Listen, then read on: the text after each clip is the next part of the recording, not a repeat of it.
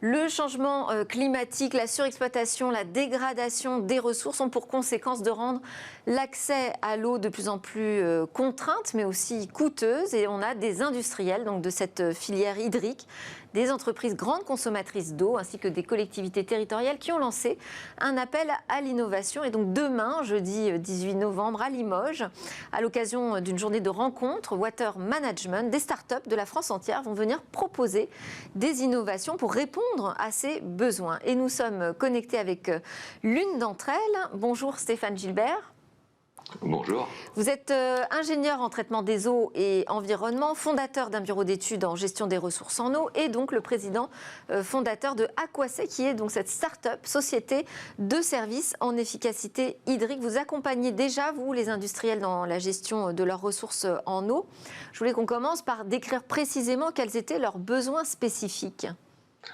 On va dire que leurs besoins spécifiques, ils sont liés finalement à deux grands domaines. Soit leur approvisionnement, c'est-à-dire qu'ils ont besoin de quantité d'eau pour faire fonctionner, et cet approvisionnement peut avoir des aléas différents, des problématiques de qualité, ou alors effectivement, souvent dans la deuxième partie du cycle de l'eau, c'est la partie aval, la gestion aval qui peut avoir un certain nombre d'enjeux, notamment sur la qualité des effluents rejetés vers des utilisateurs tiers, que ce soit des stations d'épuration ou le milieu naturel. Donc les industriels ont de multiples besoins parce que l'eau, elle est partout dans leur usine, avant l'usine, après l'usine, au cœur même de l'usine, pour laver, rincer, cuire, chauffer, refroidir. Et donc l'eau est vraiment le fluide essentiel au fonctionnement des usines.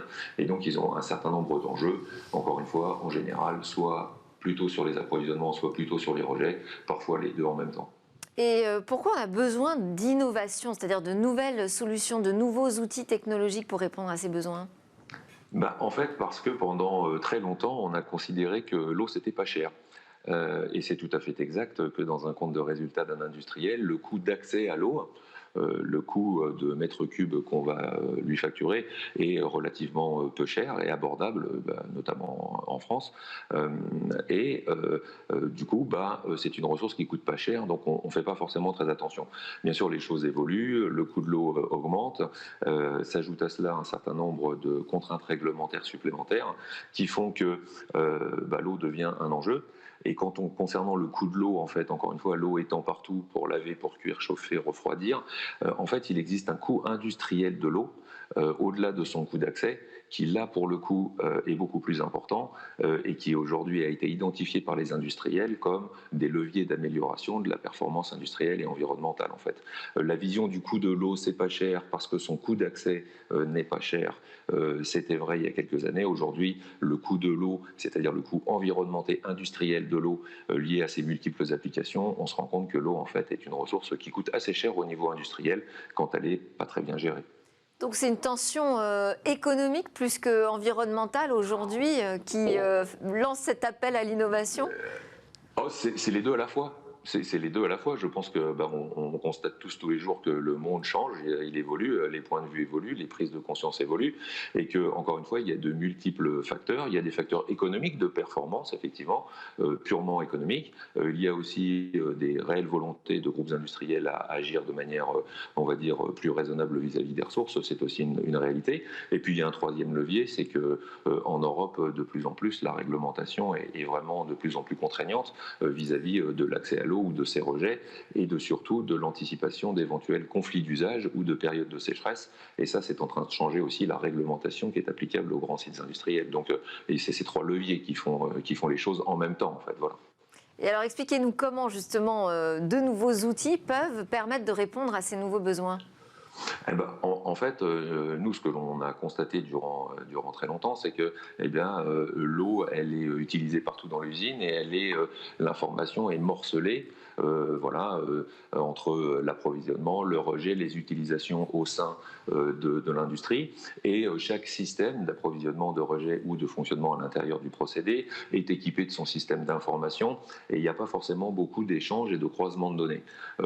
L'innovation d'Aquasay porte sur le fait de récupérer récupérer l'ensemble de toutes les informations produites par le cycle de l'eau, par une industrie, de son approvisionnement et son rejet, d'en faire ce qu'on appelle un jumeau numérique, c'est-à-dire qu'on va recréer numériquement l'ensemble du système, et cela va nous permettre d'identifier à la fois les causes racines d'éventuelles problématiques. Ça va permettre aux gens d'économiser du temps, parce que de passer d'un monde où on fait des relèves à la main à une remontée d'informations par IoT, forcément on gagne en productivité.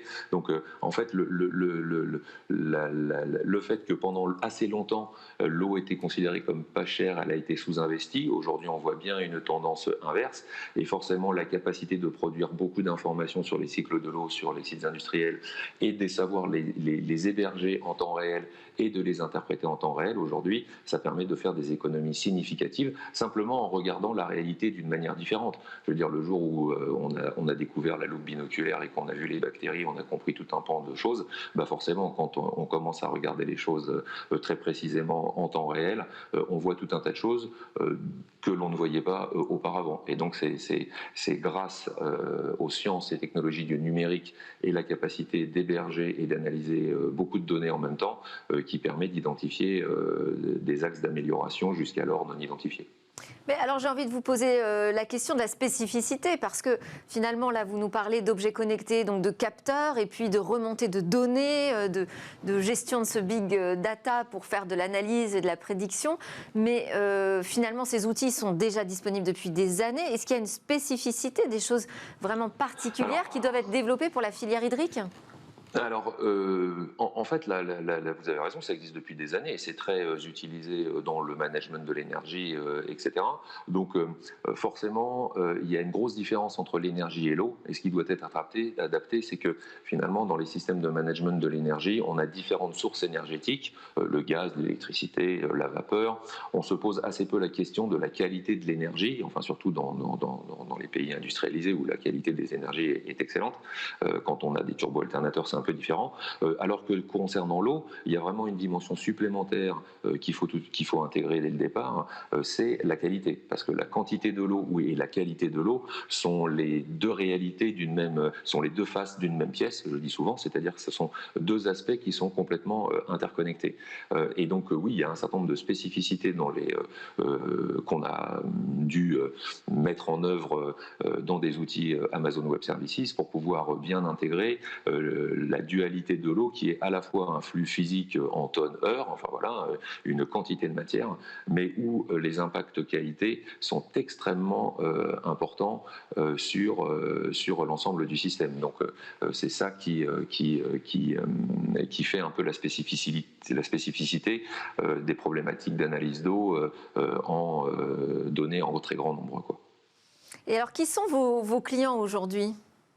Alors, nos clients, ce sont de très grands groupes industriels pour la plupart, quelques ETI, mais dans la majorité des cas, c'est des majors. Aujourd'hui, Aquaser reçoit des données d'environ 150 usines dans 12 pays et on traite environ 20 millions de données jour sur des cycles de l'eau. Voilà, et nos principaux clients vont être soit des gens de l'agroalimentaire, soit des gens qui font des carburants ou des produits pharmaceutiques. Donc des gens qui possèdent des sites industriels, encore une fois, en règle générale, soit de très grande taille, ayant des besoins en quantité d'eau relativement importants, et donc l'eau est un enjeu en quantité, soit par exemple, l'industrie pharmaceutique va avoir des enjeux qui ne sont pas liés à la quantité, mais bien à la qualité de l'eau pour fabriquer les médicaments, bien entendu. Donc voilà, des groupes pharmaceutiques, des groupes industriels, agroalimentaires et pétrochimiques. Merci beaucoup Stéphane Gilbert pour cet éclairage sur l'innovation au service d'une meilleure gestion de l'eau, une ressource très précieuse. On enchaîne dans Smart Tech avec un talk sur les voix des femmes dans le numérique, mais aussi sur les sujets d'avenir.